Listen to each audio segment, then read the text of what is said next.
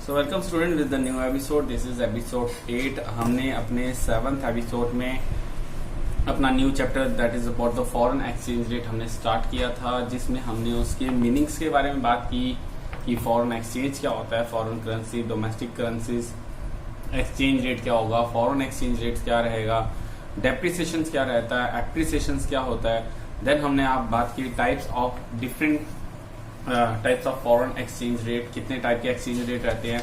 हमने कहा कि 3 डिफरेंट टाइप्स के एक्सचेंज रेट होते हैं। सबसे पहले होता है fixed exchange rate system, second one is a flexible exchange rate system and the third one is about the managed floating rate. तो नॉर्मली अगर फिक्स्ड एक्सचेंज रेट सिस्टम की बात करें, हम फिक्स्ड एक्सचेंज रेट सिस्टम हम discuss कर चुके हैं अपने एपिसोड 7 में। आज हम बात कर रहे हैं एपिसोड 8 में about the flexible and the managed floating rate system. So अलग अलग सिस्टम्स है कि किस तरह से हम एक्सचेंज रेट डिसाइड करते हैं। मैंने पहले ही बताया एक्सचेंज रेट्स क्या होते हैं। That is a foreign exchange rate is a measure the number of the unit of one currency is required to exchange with another unit of another currency, यानी कि एक कंट्री की करेंसी को दूसरी country की करेंसी के साथ जो हम इक्विलेट करते हैं, मेजर्स करते हैं, तो जो रेट ऑफ एक्सचेंज उनके साथ रहेगा उसको हम फॉरेन एक्सचेंज रेट कहते हैं। फॉरेन एक्सचेंज रेट को करने के लिए यानी कि एक्सचेंज रेट जो होता है वो पहला तो हमने फिक्स की बात की। फिक्स्ड एक्सचेंज रेट यानी कि आप $1 लें या $100 लें, रेट जो होगा वो एक्सचेंज रेट सेम रहेगा। इसके लिए हमने कहा कि 2 डिफरेंट सिस्टम से, एक था गोल्ड स्टैंडर्ड सिस्टम, दूसरा था हमारा Brayton would system. Gold standard system मैंने आपको बताया था कि 1 ग्राम गोल्ड किस तरह से रहेगा। 1 ग्राम गोल्ड एक कंट्री में $1 है, वैसे ही कंट्री बी में अगर 1 ग्राम गोल्ड अगर लेटर बी 10 रुपीज का है तो $1 इक्वल टू 10 रुपीज हो जाएंगे। तो इसी तरह से आज हम बात कर रहे हैं फ्लेक्सिबल एक्सचेंज रेट की। ब्रेटन वुड के बाद हम फ्लेक्सिबल एक्सचेंज रेट की बात करें तो फ्लेक्सिबल एक्सचेंज रेट जो है वो अलग है थोड़ा। अगर फ्लेक्सिबल एक्सचेंज रेट की बात करें तो फ्लेक्सिबल एक्सचेंज रेट जो वर्क करता है, मोस्टली वर्क करता है ऑन मार्केट फोर्सेस पे, और मार्केट फोर्सेस यानी डिमांड एंड सप्लाई पे। So flexible exchange rate system की बात करें तो डेफिनेशन बिल्कुल लिख लें that flexible exchange rate system refer to a system in which exchange rate is determined by forces of demand and supply of different currencies in the foreign exchange market. तो मैंने अपने प्रीवियस एपिसोड में बताया कि foreign exchange market एक चीज होती है जहां पे फॉरेन करेंसी या एक्सचेंज रेट डिसाइड होते हैं। एक मार्केट है, नॉर्मली क्लियर है फॉरेन एक्सचेंज मार्केट। तो फॉरेन करेंसी जो एक्सचेंज होती है जिस रेट पे, वो एक मार्केट में डिसाइड किया है, उसको कहते हैं फॉरेन एक्सचेंज मार्केट। तो जिस भी करेंसी की डिफरेंट कंट्रीज की जो करेंसीज होती हैं उनकी डिमांड और सप्लाई डिसाइड होती है कि इस डॉलर की बहुत ज्यादा डिमांड है, पाउंड की डिमांड है। तो अगर किसी भी करेंसी की डिमांड ज्यादा होगी तो डेफिनेटली उसके रेट भी ज्यादा रहेंगे, बट अगर उसकी डिमांड कम होगी तो रेट कम हो जाएंगे। साथ ही साथ अगर सप्लाई की बात करें तो अगर किसी की सप्लाई ज्यादा है, किसी के पास अबंडेंस ऑफ डॉलर्स है, बहुत सारे डॉलर्स हैं, तो डेफिनेटली उसके रेट जो होंगे वो डाउन रहेंगे क्योंकि उसके अबंडेंस ऑफ सप्लाई। बट अगर किसी का सप्लाई कम है, उसकी डिमांड रिक्वायर्ड होती है, तो हम हमारे वहां पे एक्सचेंज रेट बढ़ जाएंगे। तो इसी तरह से आज हम फ्लेक्सिबल एक्सचेंज रेट की बात करें तो फ्लेक्सिबल एक्सचेंज रेट मैंने आपको बताया डिटरमाइन करती है मार्केट फोर्सेस जो कि demand and supply of different currencies in the foreign exchange market. So normally अगर इसकी बात करें तो ये फ्लक्चुएट होती है फ्रीली, यानी कि ये डिपेंड करती है टोटली डिमांड्स और सप्लाई पे। ठीक है, तो किस तरह से हमारा ये रेट ऑफ एक्सचेंज रहेगा, इसको समझाने के लिए मैं बिल्कुल आपको एक डायग्रामेटिकली थोड़ा बता दूं। बट डायग्राम से जाने से पहले आप एक दफा ये जरूर देखें कि जो प्राइस और डिमांड हमने अपने 11th क्लास में हमने पढ़ा था, थ्योरी ऑफ डिमांड और थ्योरी ऑफ सप्लाई और मार्केट इक्विलिब्रियम की, जिसमें हमने बात की थी, उसमें रिलेशन था between the price and demand और प्राइस एंड सप्लाई के बीच में।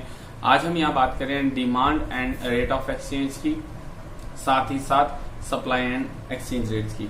तो इससे पहले हम इसके डायग्रामेटिकली पोर्शंस में जाएं तो पहले हमें ये चीज समझनी पड़ेगी कि सर डिमांड फॉर डॉलर कब होगा, यानी कि डिमांड फॉर डॉलर, नाम समझ रहे हैं, डॉलर की या फॉरेन करेंसीज की डिमांड कब होगी। अब फॉरेन करेंसीज अगर आपको टफ लग रहा है तो आप ये सोच लें कि डिमांड फॉर डॉलर, क्योंकि कंट्री को मोस्टली डॉलर्स चाहिए क्योंकि ये वर्ल्ड वाइड एक्सेप्टेंस करेंसी है।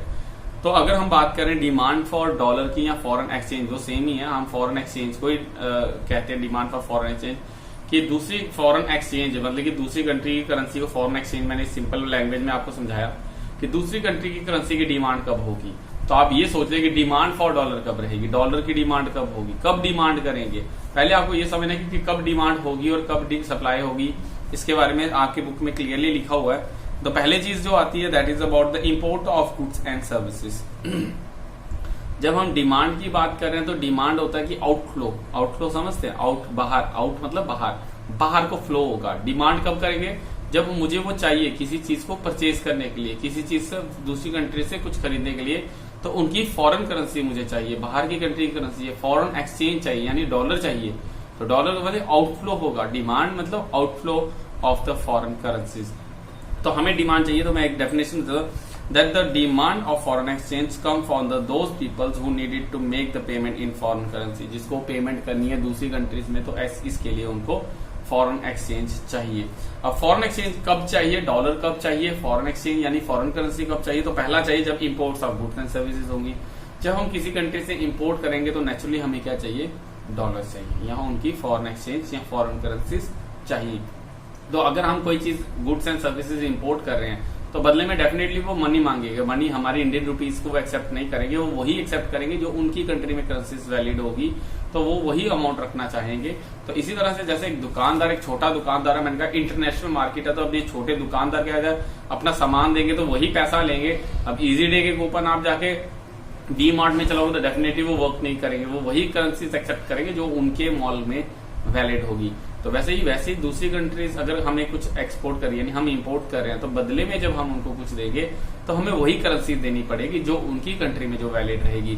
इंडियन रुपीज अगर उनके वैलिड नहीं है तो वो नहीं लेंगे, वो क्या करेंगे, फॉरेन एक्सचेंज ही मांगेंगे यानी अपनी फॉरेन करेंसी मांगेंगे जो उनकी कंट्री में वैलिड रहने वाली है। तो इसके लिए डिमांड को आप मान के चलिए कि डिमांड फॉर डॉलर तभी होगा।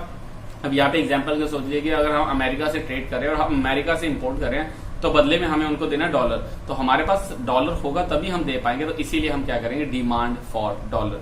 और डिमांड कब की जाएगी, पहले the very first one is there the import of goods and services जो होगी। The second one is the tourism. Foreign exchange is needed to meet expenditure include in the foreign tourist. अब foreign tourist क्या करता है, जब foreign tourist की बात करें तो फॉरेन टूरिस्ट आएगा तो डेफिनेटली हमारे यहाँ पे डिमांड जनरेट होगी।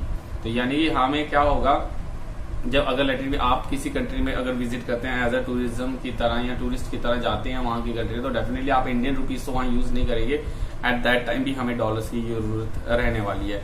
अब डिमांड क्या रहेगी, the unilateral transfer send abroad. Unilateral transfer होती है यूनिलेटरल, यूनिक होता है, यूनिफॉर्मिटी हमने पढ़ा था। तो यूनि जब वर्ड यूज होता है दैट मीन्स वन। तो हम प्राइस इलास्टिसिटी और डिमांड में भी पढ़ चुके हैं यूनिसिटी। तो इसी तरह से हम क्या है कि यूनिलेटरल ट्रांसफर यानी वन साइडेड ट्रांसफर, यानी हमने यहाँ से अब्रॉड में है इंडिया, लेट इट बी कोई ग्रांट गिफ्ट कोई भी एक वन साइडेड ट्रांसफर कर रहा है, तो उसके लिए भी हमें डॉलर चाहिए। जब डॉलर हमें चाहिए तो it's means we are creating a demand for dollar और foreign exchange. Purchasing of assets in the foreign currencies. Assets हमने गवर्नमेंट बजट में भी आपको बताया, एसेट्स होता है संपत्ति। अगर हम कोई भी प्रॉपर्टी या कोई भी एसेट्स अपना परचेज करना चाहते हैं फॉरेन करेंसीज में कंट्रीज में, तो हमें वहां के लिए फॉरेन एक्सचेंज की रिक्वायर्ड होगी। Next one is about the speculations trading. Speculating trading वैसी ट्रेडिंग होती है, अगर आप समझना चाहें तो ये ऐसा समझ लें कि 3 तरह के लिए ट्रांजैक्शंस की जाती है। सबसे पहली होती है हमारी जो प्रिकॉशनरी होती है, हमारे ट्रांजैक्शन मोटिव्स होते हैं, और एक होती है स्पेकुलेटिव्स। तो 3 तरह की अगर हम लोग यहाँ पे बात करें तो जहाँ पे बात करें स्पेकुलेशंस की, स्पेकुलेशंस ट्रांसफर्स की, तो वो ऐसी होती है कि जब हमें लगता है कि वो चीज के रेट डाउन है तो हम इसको परचेज कर लेते हैं, और परचेज करने पे हमें बाद में जब उसके रेट हाई होंगे तो हम उसको बेच के प्रॉफिट अर्न करेंगे। एट दैट टाइम हमें वो चीज की डिमांड रहेगी डॉलर्स की। अगर बाहर की कंट्री से हम कोई उनके शेयर्स, बॉन्ड्स या कुछ भी चीज खरीदना चाहते हैं, या वहां की कोई ऐसी चीज जहां के उनके रेट डाउन होने पे और हमें लगता है इसके रेट कल इन फ्यूचर बढ़ जाएंगे, तो हम उनको सडनली परचेजिंग करनी होगी, या हमें कुछ ऐसा करना होगा, तो हम उसमें क्या करेंगे, स्पेकुलेटिव ट्रेडिंग कहते हैं। The demand for foreign arises when the people want to make a gain from the appreciation of currency. जब उसको लगता है एप्रिसिएशन यानी बढ़ जाएगी इसकी वैल्यू या करेंसी की वैल्यू बढ़ जाएगी, आज $1 लेटेड भी 50 रुपए का और कल $1 70 रुपए का हो जाएगा, और हमें पता है 20 रुपए हमें तब प्रॉफिट होगा, तो एट दैट टाइम आपको डॉलर्स चाहिए, तो आप क्या करेंगे, ऐसे ट्रेडिंग करेंगे। तो ये 5 चीजें थी जिसकी वजह से हमारी डिमांड जो है वो बढ़ सकती है। इसी तरह से अगर हम बात करें supply for foreign exchange, supply कब करेंगे, हमारी सप्लाई जब हमारे पास डॉलर कब आएंगे या हमारे पास फॉरेन एक्सचेंज कब आएंगे। अगर हम इंपोर्ट करें तो हम पैसा देते हैं, अब एक्सपोर्ट करेंगे तो डेफिनेटली हमें क्या आएगा, पैसा आएगा, तो हम फॉरेन करेंसीज एक्सचेंज कर सकते हैं। The very first one is about the exports of goods and services और गुड्स जब हम यहाँ से एक्सपोर्ट करेंगे तो उसमें क्या होगा, supply of foreign exchange comes through the exports of goods and service. Second one is about the foreign investment, जब बाहर की कंट्री कंपनीज जो है यहाँ पे आके इन्वेस्टमेंट करेगी तो इससे भी हमारे फॉरेन एक्सचेंज बढ़ेगा, तो हमारी सप्लाई जो है वो बढ़ जाएगी, करेंसीज की, फॉरेन करेंसीज की सप्लाई जो है वो बढ़ेगी। तो हम इससे भी कहते हैं कि सर अगर कोई कंपनीज बाहर से हमारे कंट्री में आके इन्वेस्ट करेगी तो वो भी फॉरेन करेंसीज को लेके आएगी और हमारी सप्लाई बढ़ेगी। Third one is about the unilateral transfer from abroad, तो यूनिलेटरल ट्रांसफर हम उनको दे रहे हैं तो इंस्टेंट वो भी हमें वापस रिटर्न में एक यूनिलेटरल ट्रांसफर कर सकते हैं। लेट इट भी हमें अभी कोविड-19 की सिचुएशन में बात करें तो वहां से शायद हमारे यहाँ पे ज्यादा केसेस और WHO हमें हेल्प करे फाइनेंशियल एड की, तो एट दैट टाइम भी हमें यूनिलेटरल ट्रांसफर मिलेगी और हमारे यहाँ पे फॉरेन एक्सचेंज करेंसी की सप्लाई बढ़ सकती है। And the last one is speculations, वही बात आ गई कि हमारी करेंसीज के साथ भी वो ट्रेडिंग करना चाहें तो वो अपनी फॉरेन एक्सचेंज या फॉरेन करेंसीज को सप्लाई कर सकती हैं।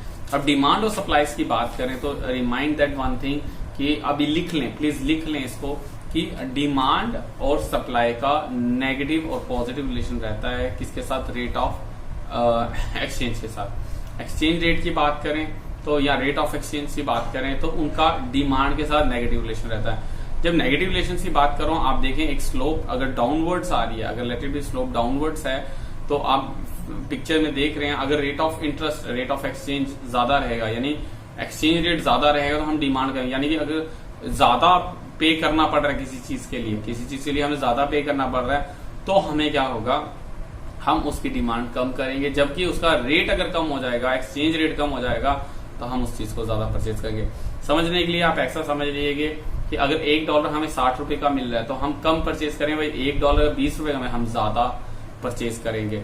अब थोड़ा सा अब टेक्निकली दिमाग लगाइए, $1 60 रुपए में, ओके, और 20 रुपए का $1 होगा तो हम $3 60 रुपए में खरीद सकते हैं। तो हम सोचे 60 रुपए खर्चेंगे, $3 आएंगे अगर 20 रुपया रेट होगा।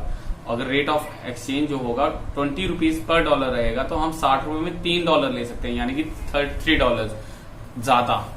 और अगर 60 रुपए रेट होगा तो क्या आएगा, $1 आएगा। तो जब रेट ज्यादा होता है तो कंट्री अवॉइड करती है ज्यादा परचेजिंग के लिए, वो डिमांड फॉर फॉरेन करेंसीज या फॉरेन एक्सचेंज है वो कम रखेगी जब रेट ऑफ एक्सचेंज ज्यादा होगा। जब रेट ऑफ एक्सचेंज कम होगा तो डिमांड फॉर डॉलर ज्यादा हो जाएगी, डिमांड फॉर फॉरेन एक्सचेंज ज्यादा हो जाएगी। It means there is a negative relation. Question आता है बच्चा कि there is a negative relation between foreign exchange and rate of exchange. Foreign currencies की या डॉलर्स की जो डिमांड रहेगी वो as compare to the rate of exchange negative work करेगी।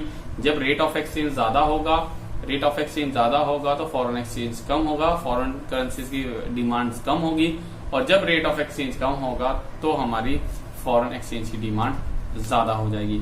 इसका ऑपोजिट रहता है, पॉजिटिव रिलेशन रहता है सप्लाई के साथ। अगर रेट ऑफ एक्सचेंज ज्यादा होगा तो जिस कंट्री की करेंसीज बिक रही है वो तो चाहती है ज्यादा रेट में मेरी ज्यादा से ज्यादा करेंसीज सप्लाई हो, निकले, ज्यादा प्रॉफिट अर्न करी।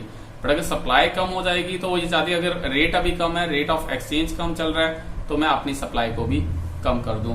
तो पॉजिटिव रिलेशन होता है कि एक आपने पढ़ा डिमांड के साथ कि अगर let it be rate of exchange ज्यादा है तो डिमांड कम है, अगर रेट ऑफ एक्सचेंज कम हो जाए तो डिमांड ज्यादा है। देखिए हाथ ऊपर और नीचे, यानी कि आपको दिख रहा है कि एक चीज ज्यादा होगी तो दूसरी चीज कम होगी, अगर एक कम होगी तो दूसरी ज्यादा हो जाएगी। ये हो गया नेगेटिव रिलेशन, ऑपोजिट।